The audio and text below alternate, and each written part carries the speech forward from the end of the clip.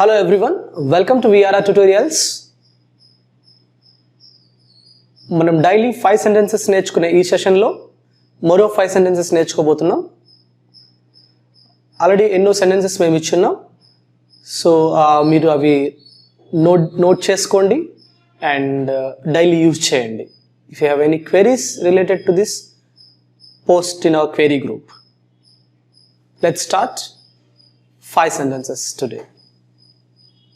The first sentence is classroom related sentences నేర్చుకోబోతున్నాం. The first sentence is, have you done your homework? Have you done your homework? మీరు homework complete చేశారా అని అడుగుతున్నారు. It's a question, okay? Have you done your homework? మీరు homework complete చేశారా? Next one. Homework must be done by yourselves, not by your parents. Homework must be done by yourselves, not by your parents. అంటే homework మీరే చేయాలి, మీ parents ద్వారా చేయించొద్దు. Next sentence. Exams are approaching, so you have to work hard. Exams are approaching, so you have to work hard. So exams మనకి దగ్గరికి వస్తూ ఉన్నాయి, so మీరు బాగా కష్టపడాలి. Next sentence. Time is precious, so you have to utilize each and every minute for your studies.